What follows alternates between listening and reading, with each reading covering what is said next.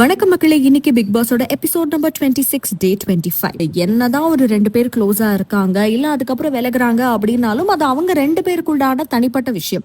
அத ஒரு பர்சனல் கண்டென்ட்டுக்காக தனக்கு கோவம் வரும்பொழுது அதை ஊறுகாய யூஸ் பண்ற மாதிரி எடுத்து போட்டு யூஸ் பண்ணி நாரடிச்சு எல்லாரோட பேரையும் கெடுத்து விட்டுருவாங்க. இது எல்லா சீசன்லயும் நடந்துட்டு தான் இருக்கு. இந்த சீசன்லயும் பாரு, கம்ருதீன் அண்ட் திவாகர் இவங்க 3 பேர் சுத்தி அதுதான் நடந்தது. நியாயமா பண்ணுங்கடா, அநியாயம் பண்ணாதீங்க. பார்வதி அண்ட் கம்ருதீன்குள்ள நடந்த ஏதோ ஒரு விஷயத்த பார்வதி தேவையில்லாம திவாகர் கிட்ட சொல்ல, திவாகர் தன்னுடைய சண்டையில நடுவுல ஊறுகாயா அந்த விஷயத்த போட்டு உடைக்க கடைசியில அஃபண்ட் ஆகி உட்கார்ந்து அழுதது பார்வதி தான். வழக்கம் போல கேமரா முன்னாடி நின்னுட்டு என்னோட சிரிப்பு பாருங்க, என்னோட சிரிப்புக்கு மக்கள்லாம் அடிமை, எனக்காக வீடியோ கால் பண்ணி பண்ணி என்னை சிரிக்க சொல்லி கேட்பாங்க. என் சிரிப்பு நல்லா இருக்கா அப்படின்னு சிரிக்கிறாரு. இந்த சிரிப்பை பார்க்கும் பொழுதே சிரிப்பா வருது.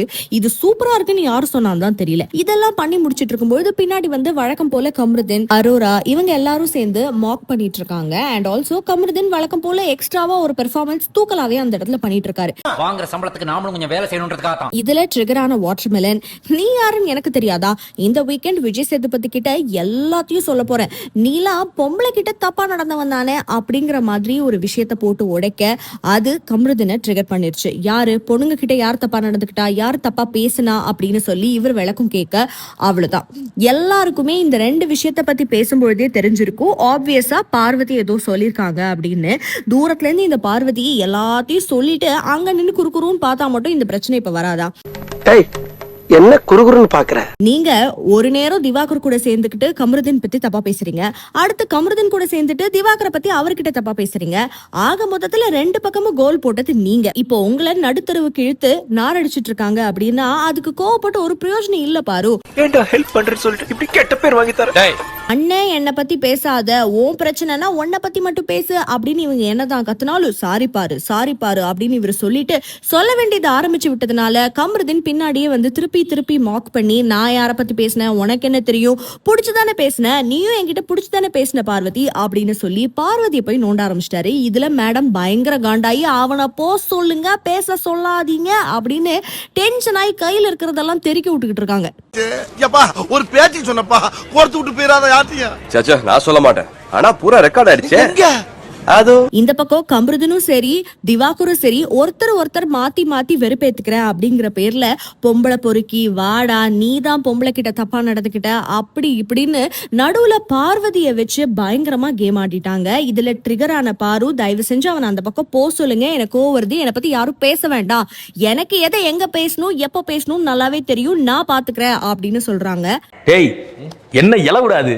இதுல கம்ருதீன் மத்தவங்கள்ட்ட எல்லாம் சொல்லிட்டு இருக்காரு, அந்த பொண்ணு என்கிட்ட புடிச்சுதான் பேசினா, நானும் புடிச்சுதான் பேசினா, பட் ஒரு கட்டத்துக்கு மேல செட் ஆகல, நான் எவ்வளவு டீசென்ட்டா விளையிட்டேன், இப்போ தேவையில்லாம அதை பிரச்சனை பண்ணாங்கன்னா இதெல்லாம் நடக்கிறதே வேற அப்படின்னு. இதுல அரோரா, ஆமாப்பா நாங்களும் பார்த்தோம், நீங்க ஜெயில எப்படி இருந்தீங்க, வீக்கெண்ட்ல எப்படி சப்போர்ட் பண்ணிக்கிட்டீங்க அப்படின்னு, அப்படி இருக்கும்போது நீ டென்ஷன் ஆகாத அப்படின்னு சொல்லி கம்ருதீனை கூல் வேற பண்றாங்க.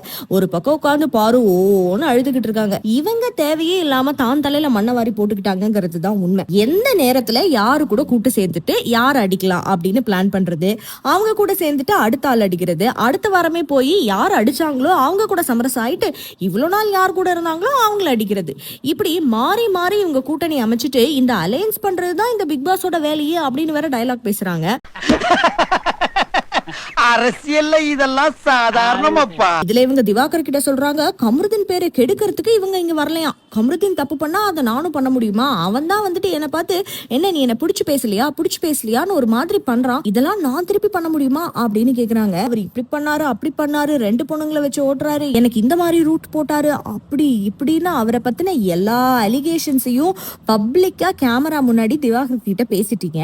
எல்லாத்தையும் பண்ணிட்டு அவரோட பேரை நீங்க கெடுக்கவே இல்லைன்னு சொன்னா இது எப்படி பாரு ஒத்துக்கிற மாதிரியே இருக்கு. இதுல உங்க 2 பேர் மேலயும் தப்பு இருக்கு. உங்களுக்கு உண்டான பிரைவேட் ரிலேஷன்ஷிப்பை நீங்க பிரைவேட்டா வச்சிருந்திருக்கணும், அதை விட்டுட்டு அதை பப்ளிக் இழுத்துட்டு வந்து அதுதான் அங்க பிரச்சனை. அடுத்து அத்தானா செத்தானான்னு இந்த லக்கி டோருக்கான அடுத்த லெவல் கேம். டேஸ்டிங்க்கு ஃபுட்டு கொடுக்குறாங்க.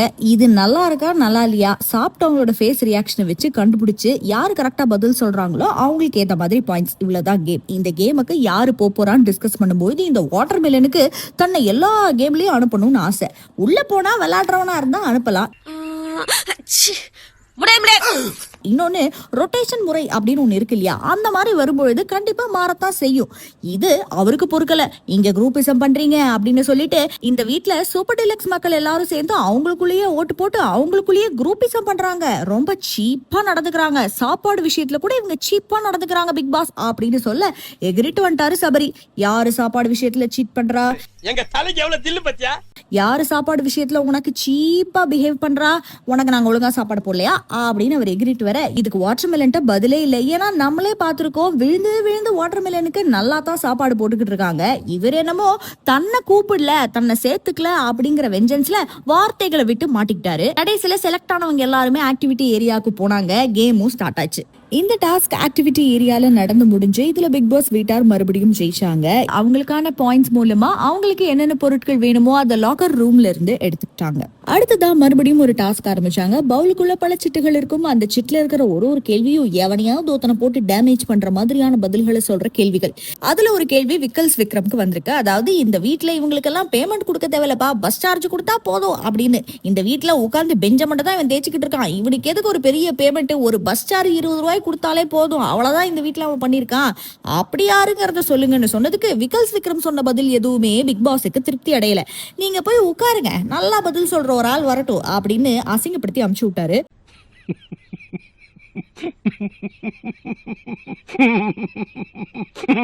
அதுக்கப்புறம் வந்த FJ கலையரசன், திவாகர் மற்றும் துஷார சொல்றேன் அப்படின்னு அதுக்கான ரீசனையும் சொல்றாரு. நீங்க என்ன பண்றீங்க, உங்களுக்கு தெரிஞ்ச நடிப்பு, வெளியே என்ன பண்றீங்களோ அதை அப்படியே வீட்டுக்குள்ளேயே வந்து கேமரா முன்னாடி ரீல்ஸ் பண்றேன்னு பண்றீங்க, அதை தவிர்த்து எதுவுமே நீங்க பண்ணல, அதனால உங்களுக்கு பஸ் சார்ஜ் போதுமானது அப்படின்னு சொன்னாரு FJ. சொல்லும் போது ஹிஹி ஹிஹின்னு உட்கார்ந்துட்டு இருந்தவரு முடிச்ச உடனே நீ என்ன பண்ணி கிழிச்சிட்ட, இந்த வீட்டுல நீ என்னப்பா பண்ணி கிழிச்சிட்ட, சீக்கு வந்த கோழி மாதிரி போர்வைக்குள்ளேயே இருக்க, அதை ஒண்ணுதான் நீ பண்ற, நாமினேஷன் கூட நீ ஃபேஸ் பண்ணது இல்ல, நான் ஃபேஸ் பண்ணிருக்கிறேன், 4 நாமினேஷன், நீ 2 ஃபேஸ் பண்ணிருக்கியா அப்படின்னு சொல்லி எல்லாரையும் டிஸ்டர்ப் பண்ணிக்கிட்டு கவகவான்னு கத்திக்கிட்டு இருந்தாரு. அட வெக்கம் கட்டுவீங்களா, இதுக்கு எதுக்குடா வெள்ளையங்கிலி மாலைன்னு? அமைதியா இருங்கன்னு சொல்லி இந்த பிரவீன் வந்து முட்டுன்னு முட்டு கொடுத்தா கூட திவாகர் அதை கேட்க தயாரா இல்ல. உடனே இந்த பார்வதியும் கூட்டு சேர்ந்துக்கிட்டு ஆமாண்ணே அவன் என்னத்த கிழிச்சான் அப்படின்னு இவங்க 2 பேரும் திரும்பவும் சேர்ந்துட்டாங்க இல்லையா. அதை ஒண்ணு சேர்ந்ததை உலகத்துக்கு காமிக்க வேண்டாமா, அதனால ஒருத்தருக்கு ஒருத்தர் சப்போர்ட் பண்ணிக்கிட்டு இந்த பக்கம் FJ கடுப்பாயி என்னெல்லாமோ குரலை வித்த காமிச்சுக்கிட்டு இருக்காரு. ஓ, குரலி வித்தையா? அதாவது அவருடைய கோவத்தை அவர் கண்ட்ரோல் பண்றாராமா. திவாகர் கிட்ட இவர் ஸ்ட்ரைட்டா பேசி சண்டையே போட்டதில்ல, இதை நம்ம பார்த்ததே இல்ல அப்படிங்கிற மாதிரி இன்னைக்கு திவாகர் பேசட்டும், நான் எப்படி கூலா ஹேண்டில் பண்றேன் பாரு அப்படின்னு அமைதியா இருக்கிறேன்னு சொல்லிட்டு ஏகப்பட்ட வித்தைகளை காமிச்சுக்கிட்டு இருந்தாரு. அதுக்கப்புறம் திவாகர் ஒரு வழியா அடக்கி FJவை பேசுப்பான்னு சொன்னா, இவ்வளவு நேரம் என்ன பேச விடாம பண்ணார்ல, 5 நிமிஷம் கழிச்சு தான் பேசுவேன் அப்படின்னு அவரு உரண்டை இழுக்க பார்வதி உடனே உள்ளார புகுந்து நான் பேசுறேன், யாரும் பேச தேவையில்லை அப்படின்னு சொல்லிட்டு ஒரு சீனை கிரியேட் பண்ண. இப்போ இவ்வளோ நேரம் என்ன பேச விடல, பார்வதி வந்து நின்ன உடனே மட்டும் இந்த திவாகர் வாய் முட்டை அமைதியா இருக்காரு, இப்ப கத்த வேண்டிதானே அப்படின்னு சொல்லிட்டு வினோத், கம்ருதீன், FJன்னு ஆளுக்கு ஒரு பக்கம் உள்ளார புகுந்து கவகவான் கத்த ஆரம்பிச்சிட்டாங்க. இதுல தல பிரவீன் உங்களாலதான் எல்லாம் ஆரம்பமாச்சு திவாகர் அப்படின்னு அவரை போய் கத்தா அது திவாகர் ஒத்துக்கவே இல்லை. What nonsense you are talking? அடுத்து பாரு அந்த டாஸ்கை ஃபினிஷ் பண்ணாங்க. விக்டிம் கார்டு தான் இவங்களுக்கு விசிட்டிங் கார்டு அப்படின்னு சொல்ல வேண்டிய இடத்துல பதிலா கமருதின்னு சொன்னாங்க. கமருதினும் அவருக்கு வந்த கேள்விக்கு பதிலா பாருவ தான் சொன்னாரு. ஏன்னா இவங்க 2 பேருக்கும் முட்டிக்கிட்டு இருக்குல்ல, ஆப்வியஸா ஒருத்தர் மாத்தி குத்திக்கிறதுலாம் நடக்கிறது தானே. முக்கியமா இந்த ரவுண்ட்ல கேட்கப்பட்ட எல்லா கேள்விகளுக்கும் பதில் யாரா இருக்கா, ஐதர் திவாகர் இல்லனா பார்வதி. இவங்க 2 பேரும் இந்த வீட்டுல கண்டென்ட்டுக்கு பஞ்சம் இல்லாதவர்கள் அப்படிங்கறது இந்த டாஸ்க் மூலமா நல்லா தெரியுது. இது எப்படி இருக்குன்னா ஃப்ரீ ப்ரமோஷன் ஃபார் பாரு அண்ட் திவாகர் அப்படிங்கிற மாதிரி இவங்க 2 பேருக்குமான உச்சகட்ட ப்ரமோஷனே இன்னைக்கு இந்த ரவுண்டா தான் இருந்திருக்கு. சூனாப்பானா, சுப்ரீம் கோர்ட்டே வந்தாலும் உன்னை ஒண்ணும் பண்ண முடியாதுடா, இதை இப்படியே மெயின்டைன் பண்ணு. இதுல வரிசையில ரம்யா வரும்பொழுது அவங்க கிட்ட கேட்கப்பட்ட கேள்வி, இந்த வீட்டுல திங்கிறது தூங்குறது ரிப்பீட் அப்படின்னு யார் பண்றான்னா பாருவ பதில் சொல்றாங்க. ஏமா உனக்கே சிரிப்பா வரலையா, அந்த பொண்ணு முழு நேரம் சண்டை போட்டுட்டு தெரியுது, இந்த பொண்ணு திங்கிறது தூங்குறத மட்டும் தான் பண்ணுதுங்கிறீங்களே, உங்களுக்கே இது நியாயமா இருக்கா? என்கிட்ட கேட்டாலே இந்த வீட்டுல இருக்கிற 4 பேரை நான் சொல்லுவேன், இதுல இந்த வீட்லயே இருந்துட்டு இந்த பொண்ணுக்கு ஒண்ணுமே தெரியல. உன்னையெல்லாம் ஏன்டா சுனாமி தூக்கல, பிக் பாஸே புடிச்சு நீ சொன்ன பதில் கன்றாவியா இருக்கு அப்படின்னு சொல்ல அதுக்கப்புறம் யோசிக்கிறேன்னு யோசிச்சு கலையும் திவாகரையும் சொன்னாங்க. உடனே திவாகருக்கு பொத்துக்கிட்டு வந்துருச்சு. என்ன எப்படி சொல்லுவ, திங்கிறது தூங்குறதெல்லாம் நீ தாமா பண்ற அப்படின்னு இவர் கிளப்பி விட உடனே வந்துட்டாங்க பாருவோம். ஆமாண்ணே, இந்த வீட்டுல இவங்களுக்கு எல்லாம் வேற பேரே கிடைக்காது, எல்லா கேள்விக்கும் நம்ம 2 பேரத்தான் சொல்லுவாங்க. ஏன்னா இவங்களுக்கு எல்லாம் நாமினேஷன் பயம். அடங்கப்பா, நாமினேஷன் பயத்துல இருக்கிறவங்க தான் இப்படி தேவையில்லாம கண்டென்ட் கொடுத்து தள்ளிக்கிட்டே இருப்பாங்களா என்ன? கேம்ல கான்சென்ட்ரேட் பண்றதை விட்டுட்டு தேவையில்லாத கண்டென்ட்களை கொடுத்துட்டு இருக்கிறது இவங்களோட வேலை. இவங்க அடுத்தவங்களை பத்தி சொல்றாங்க. அதுவும் இல்லாம இந்த திவாகருக்கு ஓவர் கான்பிடன்ஸ் வேற. நடிப்பு தான் மக்கள் கிட்ட நிறைய இடத்துல கொண்டு போய் சேர்க்குமா, அதான் இந்த வீட்டுல இருந்துட்டு இவர் பயங்கரமா பண்றாராம். ஒரு கட்டத்துல இந்த வீட்டுல யாரு கேம் விளையாடாம இருக்கா, உடம்பு சரியில்லைன்னு படுத்து தூங்கினாலும் கேமா கரெக்டா ஆடிட்டு இருக்கிறவன் நான், நீ அதை பத்தி எல்லாம் பேசாத அப்படின்னு திவாகர் கிட்ட ரம்யா ஆகிற. உன்னுடைய தராதரம் எல்லாம் எங்களுக்கு தெரியாதா, வந்துட்ட பெருசா அப்படின்னு தராதாரத்தை பத்தி பேசி தான் தலையில தானே ஒரு 100 கிலோ மண்ணை அள்ளி போட்டுக்கிட்டாரு திவாகர். உடனே மொத்த வீடு எகிரிட்டு வந்துட்டாங்க. தராதரத்தை பத்தி எப்படி நீ பேசலாம் அப்படின்னு சொல்லிட்டு. ஆனாலும் திவாகர் நான் அப்படி பேசினது தப்புன்னு ஒத்துக்கவே மாட்டாருங்க. நான் பண்ணது ரைட்டு தான் அப்படின்னு, நீ தான் குரூப்பிசம் பண்ற சபரி அப்படின்னு எதிர்த்து கேள்வி கேட்க வந்த சபரியை பிடிச்சி லாக் பண்ணிக்கிட்டு இருந்தாரு. நான் குரூப்பிசம் பண்றேன்னா, என் தங்கச்சிக்காக நான் கேள்வி கேட்டா அது குரூப்பிசம்னா, ஆமா ஐயா இது குரூப்பிசம் தான் அப்படின்னு பயங்கரமான டயலாக். நம்ம பாரு இருக்காங்க இல்லையா, நடுவுல புகுந்து இந்த பிரச்சனையை நான் கலைச்சு விடுறேன், தள்ளி நின்று பேசுங்க, இப்படி ஒருத்தருக்கு ஒருத்தர் முட்டிட்டு போய் சண்டை போடுற மாதிரி நிக்காதீங்க அப்படின்ட்டு விலைக்கு விட ட்ரை பண்ணிட்டு இருந்தாங்க. ஏற்கனவே ஒரு சண்டையப்போ தள்ளி நின்னுதான் பேசணும் அப்படின்னு சொல்லி பிரவீன்ராஜ் கிட்ட, FJ கிட்ட, சபரி கிட்டன்னு எல்லார்கிட்டையும் 1 டிஸ்டன்ஸ்ல இருந்துதான் சண்டை போடணும்னு எகிர்னாங்க பாரு. இன்னைக்கு இவரோட ஃப்ரெண்ட் திவாகர் இருக்காரு இல்லையா, இவர் அந்த 1 டிஸ்டன்ஸை ஃபாலோ பண்ணாம சபரி கிட்ட பக்கத்துல நின்று பயங்கரமா சண்டை போட்டுட்டு இருந்தாரு. அப்பவும் போயிட்டு இவங்க நியாயமான ஆளா இருந்தா என்ன பண்ணிருந்திருக்கணும், அண்ணன் 1 டிஸ்டன்ஸ்ல நின்று பேசுவா அப்படின்னு திவாகரை பிடிச்சி திட்டி இருந்திருக்கணும். ஆனா அவங்க திவாகர்கிட்ட பேசாம சபரி கிட்ட போய் தள்ளி நின்று பேசுங்க, எதுவா இருந்தாலும் தள்ளி நின்று பேசுங்க அப்படின்னு சொல்ல அந்த மனுஷனே டென்ஷன் ஆகி 1 டிஸ்டன்ஸ் பத்தி உங்க அண்ணனுக்கு கிளாஸ் எடு, எனக்கு கிளாஸ் எடுக்காத அப்படின்ட்டாரு. உஷாரான பாரு கடைசி திவாகரை கூப்பிட்டு, அண்ணன் நீ உட்காரு, டாஸ்க் நடக்கட்டும், எதுவா இருந்தாலும் இவங்க சும்மா நம்மள குத்துறதுக்கு கிளம்பி வந்துருவாங்க அப்படின்னு சொல்லி கலைச்சு விட்டு அமைதியா போற மாதிரி போய் உட்காந்துட்டாங்க. கடைசியா வந்தாலும் இந்த வியானா பொண்ணு பயங்கரமான பதில் சொல்லி இம்ப்ரெஸ் பண்ணிட்டாங்க. இவங்க நிறைய நேரங்கள்ல பேசுற பாயிண்ட் அப்பப்போ தெளிவா செம்மையா இருக்கு. கியூட்டுன்னு நினைச்சிட்டு அப்பப்போ ஒண்ணு பண்றாங்க, அது ஒண்ணுதான் பார்க்க முடியல, அதை மட்டும் திருத்திக்கிட்டாங்கன்னா இவங்க நிஜமாவே பாயிண்ட் தான்ப்பா அப்படின்னு பல எபிசோட்களை ப்ரூவ் பண்ண மாதிரி இந்த எபிசோட்லயும் ப்ரூவ் பண்ணிட்டாங்க. கடைசியான கேள்வி என்னன்னா, யாரு முதுகுல இவங்க ஃபேமஸா இருக்காங்கன்னு சொல்லிட்டு ஒரு ஆள் ஆதாயத்துக்காக டிராவல் பண்றாங்க அப்படின்னு சொல்ல சொன்னாங்க. வழக்கம் போல நம்ம கமருதீன் கொஸ்டினையும் புரிஞ்சுக்கல, ஆன்சரும் சொல்ல தெரியலன்ற மாதிரி பேப்பன்னு ஏதோ ஒன்னு வளர பிக் பாஸ் நிறுத்தி, இங்க பாருங்க நீங்க சொல்ற ஆன்சர் முற்றிலுமாக தவறு அப்படின்னு சொல்லி மறுபடியும் அந்த கேள்வியை பத்தி எக்ஸ்பிளைன் பண்ணாரு. உடனே முந்திக்கிட்டாங்க வியானா. கரெக்டா நெத்தில அடிச்ச மாதிரி இந்த வீட்டுல வாட்டர்மெலன் ஃபேமஸா இருக்காருன்ற காரணத்துக்காக அவர் கூட ஆதாயமா ஃப்ரெண்ட்லியா இல்லாம நெகட்டிவா ஏதோ ஒரு விஷயத்த பண்ணிக்கிட்டே இருந்தா நம்மளும் வெளியே தெரிஞ்சிருவோம்னு வினோத் செய்யறாருன்னு நெத்தில அடிச்ச மாதிரி போட்டு சூப்பரா உடைச்சிட்டாங்க அந்த பாயிண்ட.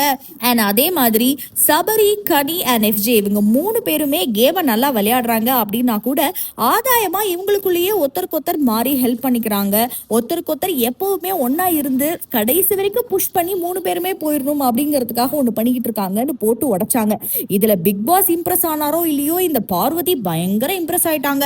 ஆஹா, நம்ம இவ்வளவு நாள் குரூப்பிசம்னு ஒண்ணு சொல்லிக்கிட்டு இருந்தோம், இதை இந்த பொண்ணு போட்டு இன்னைக்கு உடைச்சிருச்சு, அப்பனா சூப்பர், இன்னைக்கு இதை ஊதி பெருசாக்கி இது உண்மைன்னு எல்லாரையும் நம்ப வச்சு நம்ம பக்கம் இழுத்துடணும் அப்படின்னு சொல்லிட்டு பார்வதியும் திவாகரும் சேர்ந்து ஏகப்பட்ட கூவல்கள் கூவுன்னு இவர் கூவிக்கிட்டு இருக்க, இன்னொரு பக்கம் பிக் பாஸ் எல்லாரையும் நிப்பாட்டி, ஏன்னா உங்ககிட்ட இருந்து இப்படி ஒண்ணு எக்ஸ்பெக்ட் பண்ணல, very impressive, very well done அப்படின்னு சொல்லி நல்ல பாராட்டு மழைய தூவி விட்டாரு.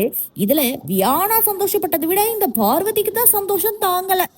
எவ்வளவு வன்ம மனசுக்குள்ள அப்படிங்கிற மாதிரி இருந்தது. மேலும் இந்த வாரம் டாஸ்க்ல என்னென்ன நடக்க போகுது, வந்தாச்சு weekend, so wild card entry வர போகுது, அடுத்தடுத்து என்ன நடக்க போகுதுன்னு பாக்குறதுக்கு மறக்காம தி ரிவ்யூ ஹப் சேனலை சப்ஸ்கிரைப் பண்ணிடுங்க.